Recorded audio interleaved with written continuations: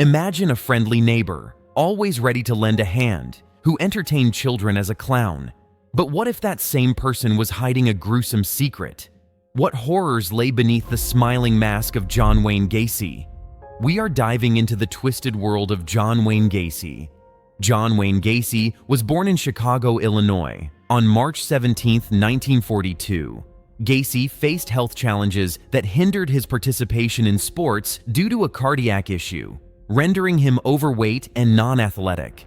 His struggles worsened with blackouts starting in the 4th grade, leading to multiple hospitalizations, including a significant one for an appendix rupture in 1957.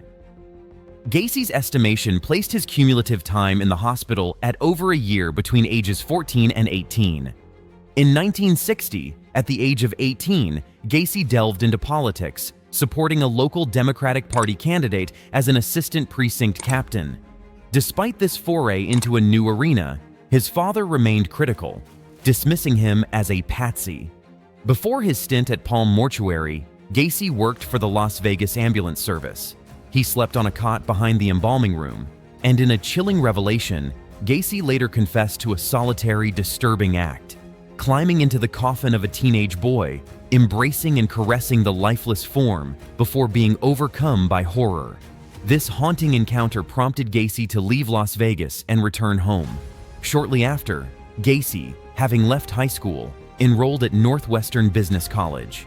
Upon graduating in 1963, he secured a position as a management trainee with Nunn Bush Shoe Company.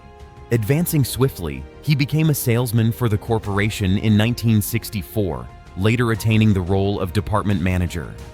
Stationed in Springfield, Illinois, his professional success paralleled his personal life as he became engaged to his co-worker Marlon Myers in March of that year. During their courtship, Gacy joined the local chapter of the Jaycees. It was during this period that he encountered his second homosexual experience. Gacy recounted an evening with a fellow Jaycees member who plied him with alcohol and invited him to spend the night on his sofa. While under the influence, the colleague engaged in oral sex with him. Consequently, in December 1967, Gacy pleaded guilty to oral sodomy. The repercussions were severe. His wife filed for divorce and obtained custody of their children, while Gacy found himself incarcerated. Upon his release less than 2 years later, Gacy attempted to resume a semblance of normalcy. As the 1970s dawned, he embarked on a new chapter, marrying his second wife and settling into a new residence at 8213 West Somerdale Avenue. Little did anyone know that this seemingly ordinary house would soon transform into the harrowing backdrop for numerous heinous murders orchestrated by John Wayne Gacy. Through his involvement with a local moose club, Gacy discovered a Jolly Joker clown club, whose members entertained at fundraising events and parades and visited hospitalized children.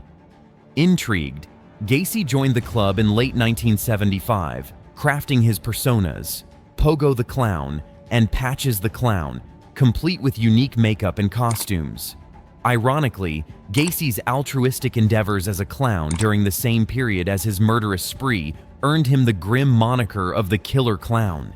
His twisted duality, the jovial entertainer by day, the sadistic killer by night, added a chilling layer to his already infamous legacy. The investigation into the disappearance of Des Plaines teenager Robert Piest led to Gacy's arrest on December 21, 1978. On the afternoon of December 11, 1978, Gacy paid a visit to the Nissan pharmacy in Des Plaines to discuss a potential remodeling project with the store owner, Phil Torf. During this conversation, within earshot of 15-year-old part-time employee Robert Piest, Gacy mentioned that his firm often hired teenage boys at a starting wage of $5 per hour, a significant increase from Piest's current pay at the pharmacy. Shortly after Gacy departed, Piest's mother arrived at the store to pick up her son, intending to celebrate her birthday together as a family. Piest, however, asked his mother to wait, explaining that, "Some contractor wants to talk to me about a job." He left the store at 9 p.m., assuring his mother he would return shortly. Tragically, Piest never made it back home. He was murdered shortly after 10 p.m. at Gacy's residence.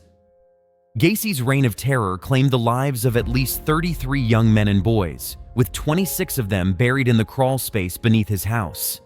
His victims were a chilling mix of acquaintances and strangers, enticed from places like Chicago's Greyhound bus station, Bughouse Square, or simply lured off the streets with promises of employment at PDM, offers of drugs or alcohol, or money for sex.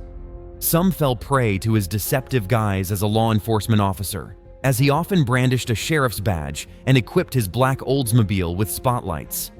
Once inside Gacy's home, his sinister routine unfolded.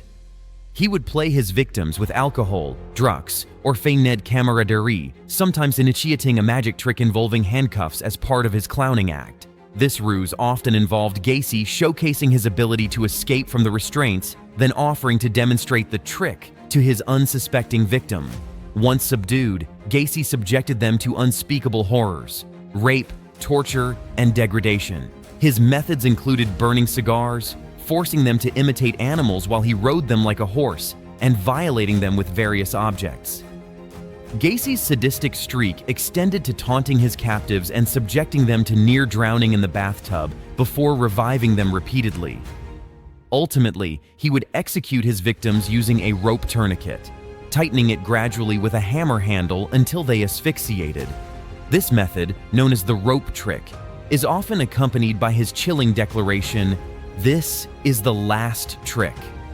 Most murders occurred between 3 and 6 a.m., with Gacy concealing the bodies under his bed temporarily before burying them in the crawlspace, where he sometimes used quicklime to accelerate decomposition.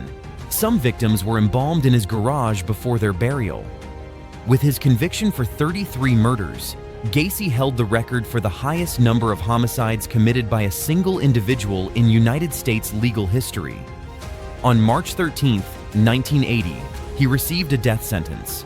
Gacy met his end through lethal injection at Stateville Correctional Center on May 10, 1994. Thank you for joining us today. If you found this video informative, please like, subscribe, and share it with others.